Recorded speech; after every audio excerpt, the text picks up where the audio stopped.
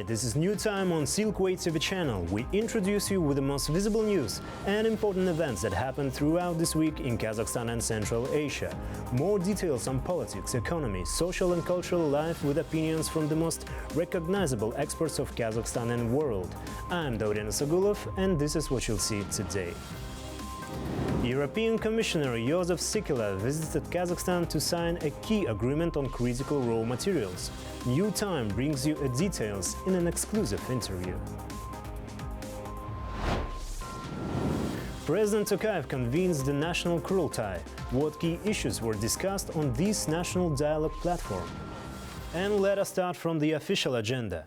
In a recent visit to Astana, Azerbaijan's Foreign Minister Ceyhun Bayramov extended gratitude on behalf of President Ilham Aliyev to Kazakhstan for the assistance following the tragic Azal plane crash near Kazakh city of Aktau. Minister Bayramov expressed deep appreciation for the support and solidarity shown by Kazakh people during such a challenging time for the nation. The diplomat's visit to our country included a meeting with President Tokayev, who highlighted the strategic importance of the two countries' relations, referring to Azerbaijan as a reliable partner and ally. During their discussions, the parties focused on key collaborative projects, such as the construction of a fiber optic line and an electrical cable across the Caspian Sea, along with further cooperation in trade, investment, digitalization and transport. And now, continuing with this story, Kazakhstan is planning to increase its oil exports through the Baku-Aktau-Ceyhan pipeline. The announcement was made by Kazakh Foreign Minister Murat Nurtuleu following discussions with his Azerbaijani counterpart. Let me remind you that earlier in Baku, the leaders of Kazakhstan's Kazmunaygas and Azerbaijan's Sokar met to explore the possibility of increasing oil transportation volumes. This year, up to 1.7 million tons of Kazakh oil are expected to be transited through the Aktau-Baku-Ceyhan route. In 2023, the volume stood at 1 million tons, with a projected increase to 1.42 million tons in 2024. This collaboration between Kazmunaygas and Sokar enhances the transit capabilities of both Kazakhstan and Azerbaijan, while also boosting the export of domestic hydrocarbons to global markets. President Tokayev discussed the development of bilateral relations with President of Finland Alexander Stubb in a phone call initiated by the Finnish side. Both leaders expressed interest in expanding trade, economic and cultural humanitarian cooperation. President Stubb also announced his plans to visit Kazakhstan on an official visit in October this year. Additionally, the two leaders emphasized the importance of collaboration within international organizations to promote global stability and sustainable development. Kazakhstan and the European Union have confirmed their commitment to deeper cooperation on the global stage. European Commissioner for International Partnership Josef Sikela, who paid his first visit to Astana this week, met with the President Tokayev in Akurda. During the visit, the two sides discussed key projects in transport, energy and digital solutions and signed several agreements, including a €3 million contract for critical raw materials and a €200 million deal to support investments in transport and renewable energy. What does these agreements mean for both sides? Commissioner Sikela shared his insights in an exclusive interview with my colleague Balzhan Samigulina. Here's a fragment of the interview.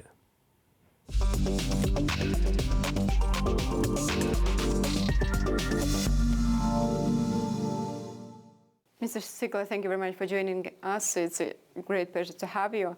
And Kazakhstan is well known for its hydrocarbons as oil and gas, but it's also got treasure on critical raw materials. And more specifically, our country produces 19 out of 34 critical raw materials listed by the European Union. How does the EU view these materials? How important are they for them? How do they correlate with the green agenda? Kazakhstan is a very important partner for Europe, and I would say the importance has a very increasing trend. All the critical raw materials you mentioned we need for the green and of course also for the digital transition, and what we offer in this area is basically partnership of equals. On one side, we want to create sustainable development. We want to contribute that even the exploration is covering all the necessary environment principles and is basically very modern and up to date. Of course, we want to support when it comes to technological support and when it comes to certifications in order to have all the necessary certificates for EU. But of course, we are also interested in stable and predictable supply chains. And in this, I would say, increasingly fragmented world, it is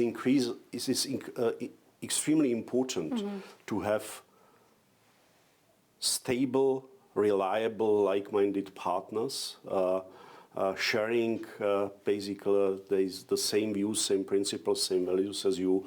And I am extremely happy that basically we have this partnership with Kazakhstan.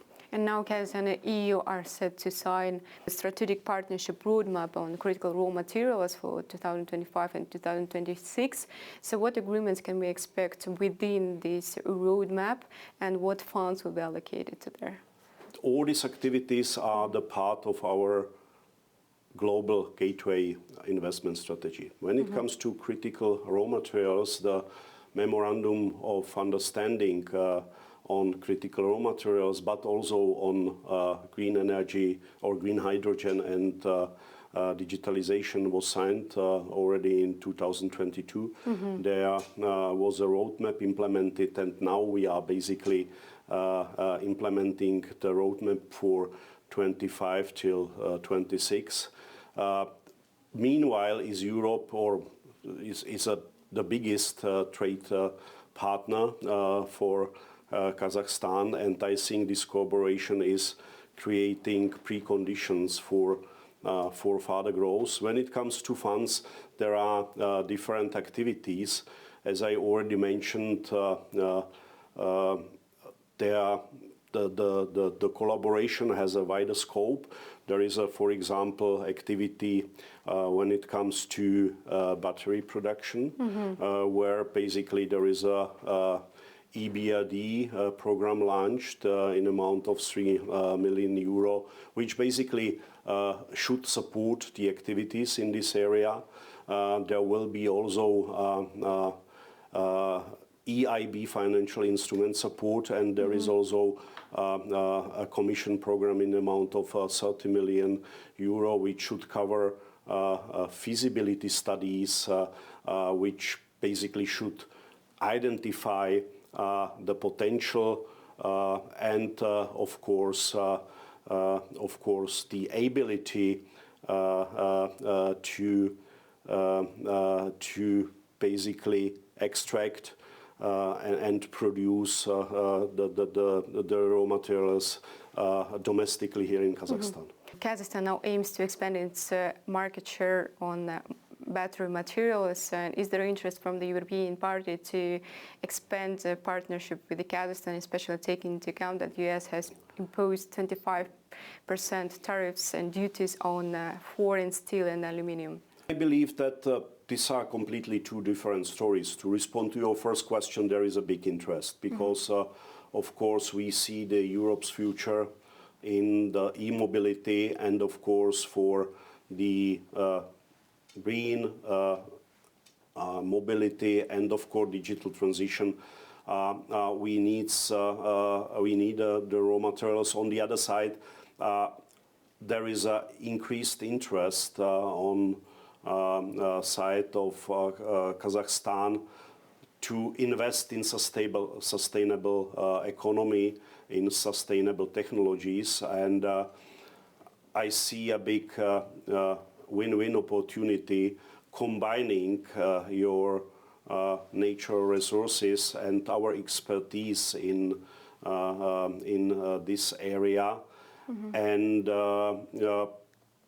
we will also support these activities by a program launched by EBRD in amount of 3 million euro, which will be particularly dedicated to basically collaboration between European Union and Kazakhstan in the battery area.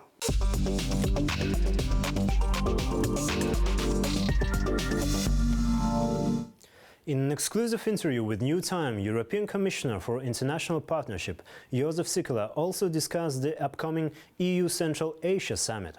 He emphasized that the transport, particularly the Trans-Caspian Transport Corridor, would be a top priority, aiming to reduce shipping times between Asia and Europe to just 15 days.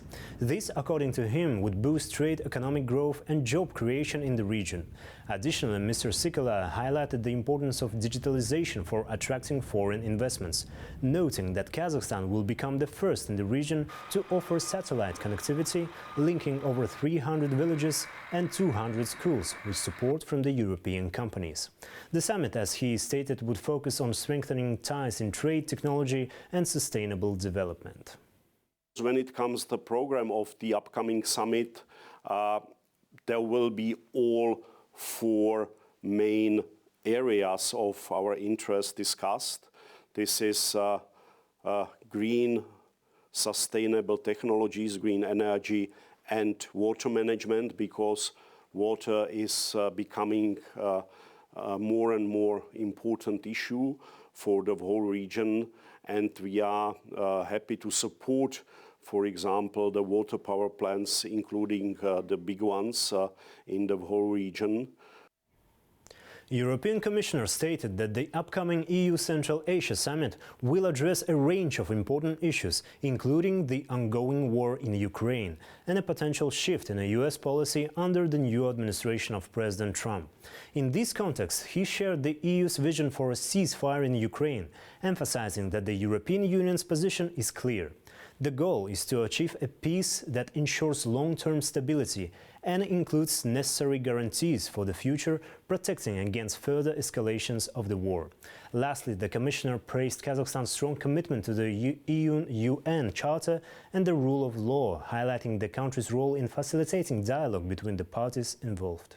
I believe that anybody who is able to contribute to achieve this just peace I just described is invited to support this activity, and I believe that Kazakhstan can play important role when it comes to this topic. Talks between Ukraine and the US, held on Tuesday in Saudi Arabia, concluded with a joint statement in which Kyiv agreed to an immediate 30-day ceasefire with Russia, as proposed by Washington.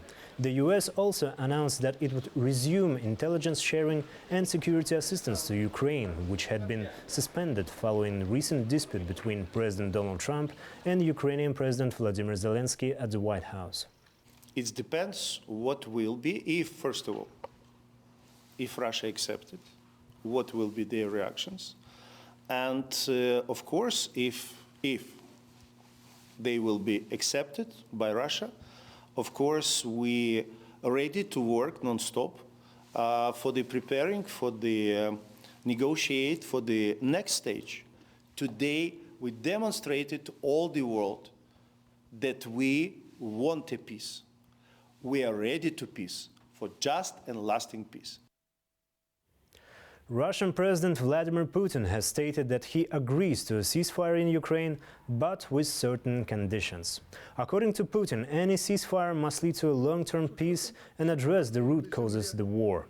Earlier, Putin's aide Yuri Ushakov said that Kremlin views a 30-day truce as a short-term pause for Ukrainian forces, not a path for a lasting peace.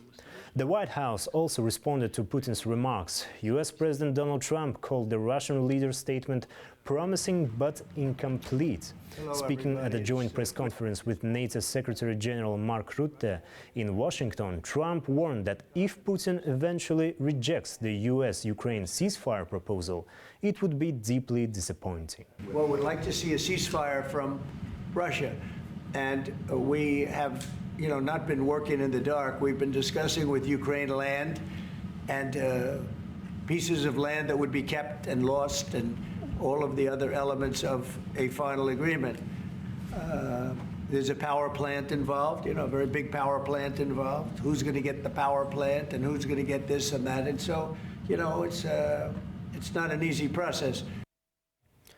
Saudi Arabia may invest in rebuilding Ukraine after the war, following agreements reached during talks between Ukrainian President Volodymyr Zelensky and Crown Prince Mohammed bin Salman in Jeddah. During Zelensky's official visit to Saudi Arabia, both sides agreed to strengthen investment cooperation. According to a joint statement, the leaders also discussed steps and conditions to end the war in Ukraine and ensure a lasting and reliable peace. The Saudi Foreign Ministry added that these efforts aim to help end the war in line with international law and the UN Charter, including respect for sovereignty and internationally recognized borders.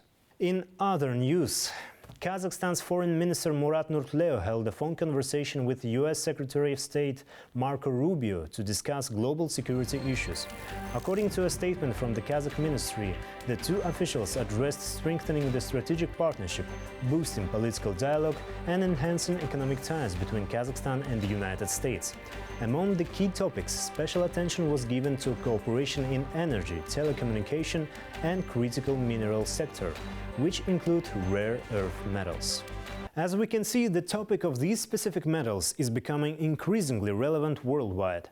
That's why we decided to take a closer look and explore why is the race for rare earths accelerating.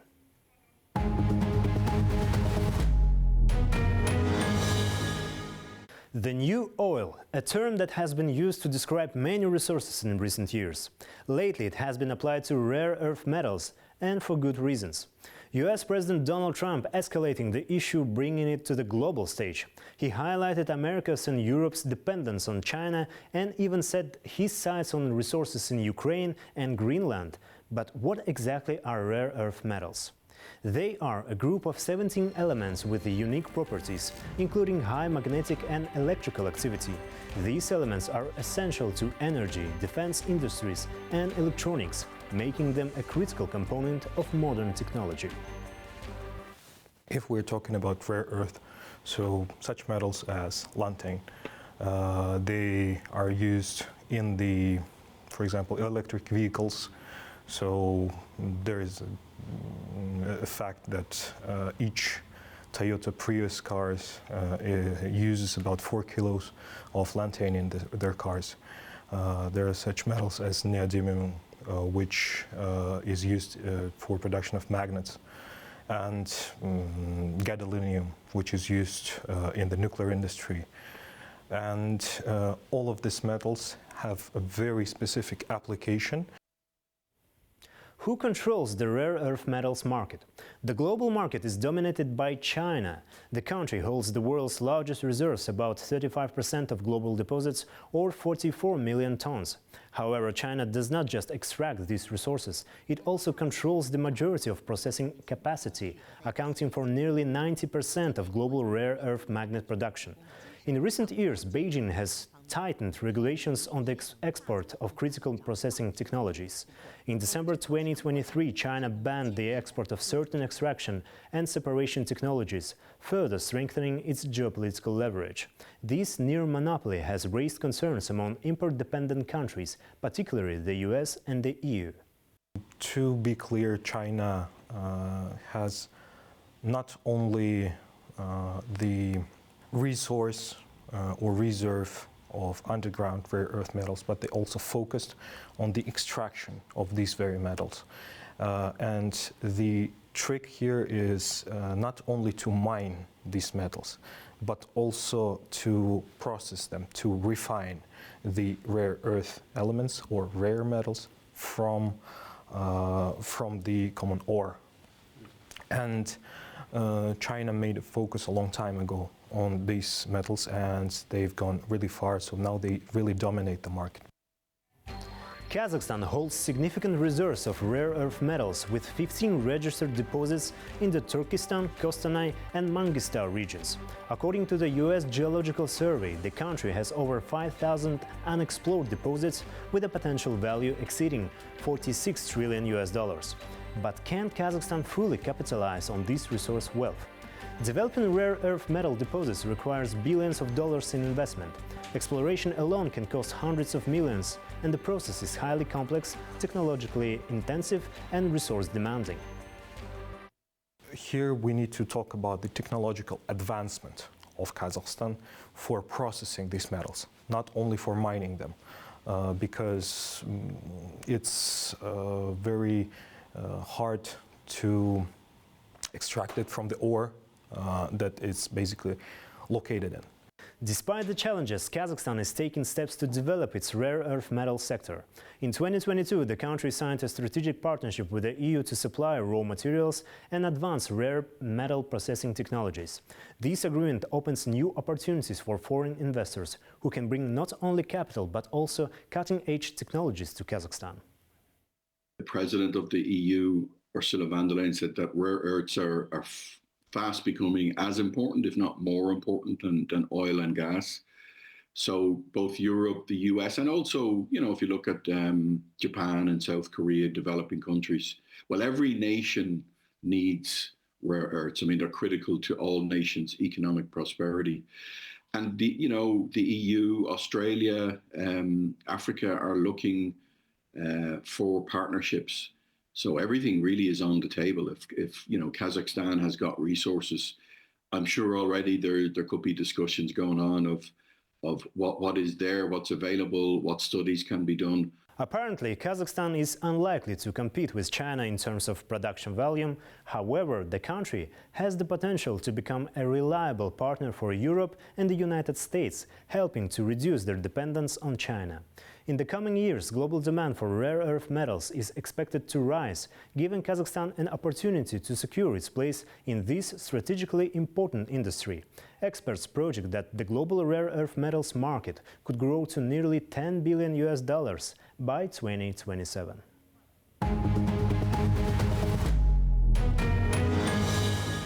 President of Tajikistan Emomali Rahmon and the Kyrgyz President Sadir Japarov have signed a historic border agreement putting an end to a long-standing and often violent dispute. Experts are already calling the deal a triumph of diplomacy. The Kyrgyz-Tajik border stretches around almost 1,000 kilometers, but unresolved territorial disputes have fueled periodic conflicts, the most recent of which occurred in September 2022. For more on this and other key developments in Central Asia, we turn to political analyst and expert Ozhet Shigerbayev. Ozhet, over to you. Thank you, Dorian, for giving me the floor. I'm ready to share my top Central Asia news just in a moment.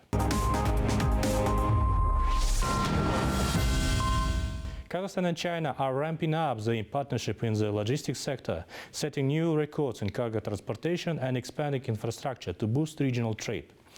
For instance, in 2024, more than 5,000 trains departed from the Xi'an dry port along the China-Europe route, accounting for 25% of all shipments, an unprecedented achievement.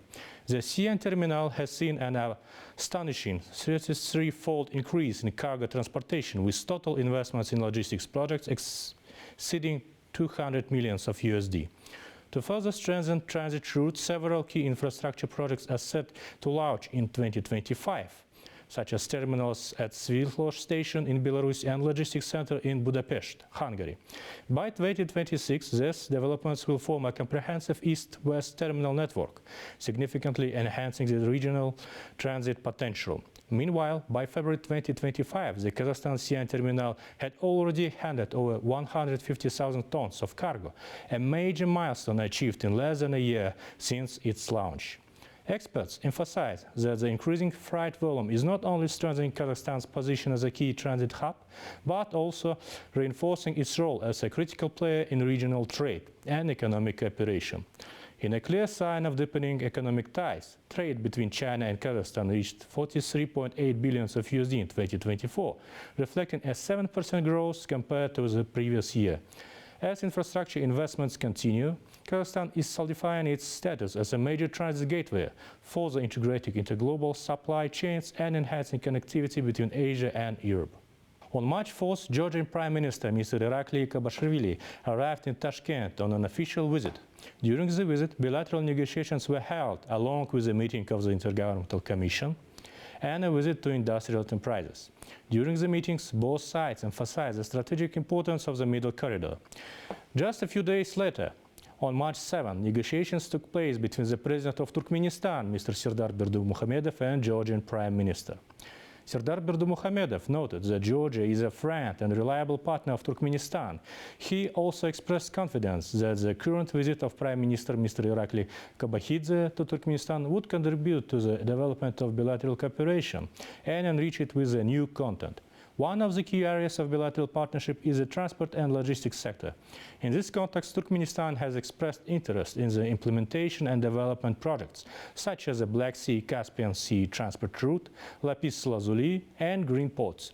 Meanwhile, on March 6, 2025, the Ambassador Extraordinary and Plenipotentiary of the Republic of Tajikistan to Georgia, with residence in Baku, Mr. Ilhom Abdurrahman, presented his credentials to the President of Georgia, Mr. Mikhail Kavelashvili. Taken together, this may indicate Georgia's growing interest in development relations with Central Asian countries, particularly in the transport and logistics sector. This year, the Ministry of Water Resources and Irrigation of Kazakhstan continues to work closely with neighboring countries on sharing transboundary water and protecting against the floods. According to Daniar Sharip, acting director of the Ministry's Department of International Cooperation, several meetings have already been held in this year with the Central Asian countries to determine the expected water volumes that Kazakhstan will receive. As a result of agreements with Uzbekistan, about 16 billion cubic meters of water are expected to flow into the Shardara reservoir in Turkestan region during the 24-25 water management year. Kazakh water specialists rely on valuable experience from last year when 44 Commission and Working Group meetings were held with neighboring countries on transboundary rivers, 25 meetings of which were with Central Asian countries regarding the Sirdarya, Shu and Talas rivers. Earlier, it was reported that Kyrgyzstan and Tajikistan had reached an agreement on the border description and prepared a treaty on the delimitation and demarcation of Kyrgyz-Tajik border. Kyrgyzstan's president, Mr. Sadir Japarov, stated that the issue of the Kyrgyz-Tajik border had been fully resolved. On February 27, 6 committees of the Kyrgyzstani Zhagorgu Kenyesh reviewed and approved the ratification of the agreement between Kyrgyzstan and Tajikistan on the state border. That's all from my part. Dorian, giving floor back to you. Thank you very much. It was our political expert, Ozhet Shikirbayev.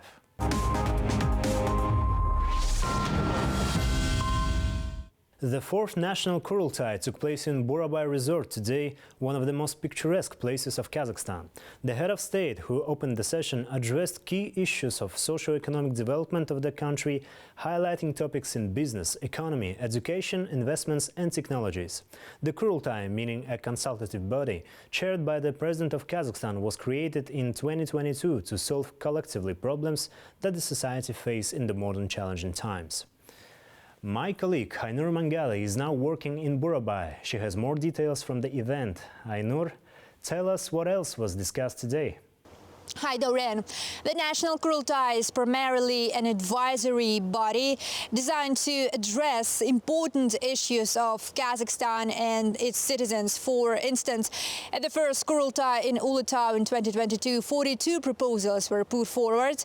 At the second Kurultai in Turkestan, the number increased to 106, and last year in Atyrau, 149 initiatives were introduced.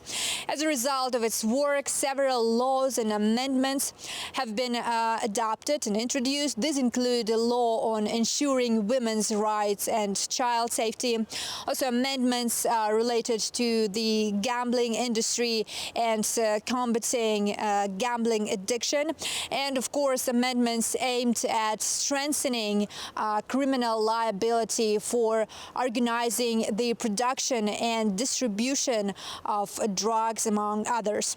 Today, at the Kurultai in Burabay, the head of state focused on issues of the country's socio-economic development, its domestic and also foreign policy, the investments, climate and new technologies. A key feature of today's 4th session of the National Kurultai is that the head of state not only addressed pressing issues concerning Kazakh society, but also took a definitive stance on some of them, expressing his opinion. The president also spoke about Kazakhstan's long-term development. Speaking about Kazakhstan's economic development, the head of state mentioned financing the real sector of the economy. The goal is to double it to 8 trillion tenge. Since 2019, Kazakhstan's economy has grown by 15.5% in real terms. The country's GDP has reached $288 billion. Investments in education and science have increased more than fivefold. These figures represent an enormous amount of work. In our mobile studio, Minister of Science and Higher Education, Saisat Nurbek, provided further details on support for scientists and also knowledge transfer. Еще один большой пласт направления – это, конечно, поддержка ученых. Another major area of focus is, of course, supporting scientists, particularly young scientists. This includes additional payments for academic degrees and scientific positions, as well as housing issues, and a special preferential loan program launched with the help of the Odbasi Bank. Last year, more than 300 young scientists were provided with housing through this subsidy. President Tokayev also addressed international issues, stating, and I quote, "The old world order is collapsing, while the outlines of the new era have yet to become clear. Before our very eyes, history is entering a new spiral of development." The head of states emphasized the need to prepare the country for impending global changes and to make Kazakhstan a strong and stable state capable of overcoming any challenges. This, he noted, is possible through the unity and cohesion of the Kazakh people. In continuation of this topic, member of the parliaments of Kazakhstan, Aido Sarim, highlighted the priorities of Kazakhstan's domestic and also foreign policy in an exclusive interview with Silk Way. Президент самое главное сказал, что на самом деле сегодня меняется архитектоника мира. I think the most important thing the president said is that in fact the architecture of the world is changing today. And many things that seemed unshakable yesterday are changing today. It is clear that we are not the country that determines what the new world order will be, but of course we will say our word. However, first and foremost, we must base our actions on the idea that our state and our society come first. Everything else is secondary. So during these 2 days, delegates discussed all the significant issues of Kazakh society, reviewed the results of previous meetings, and outlined a clear action plan for the coming months. The next session of the National Kurultai, as President noted, will be held next year in the city of Kızılorda in southern Kazakhstan. Dorian, that's all from me right now. Back to you. Thank you very much. It was Sainur Mangali from the sidelines of the National Kurultai in Burabay. And that's it for today. All the main news about Kazakhstan and Central Asia you can find here. More special projects about our country you can also watch on Silkway TV channel. So stay tuned and see you next week.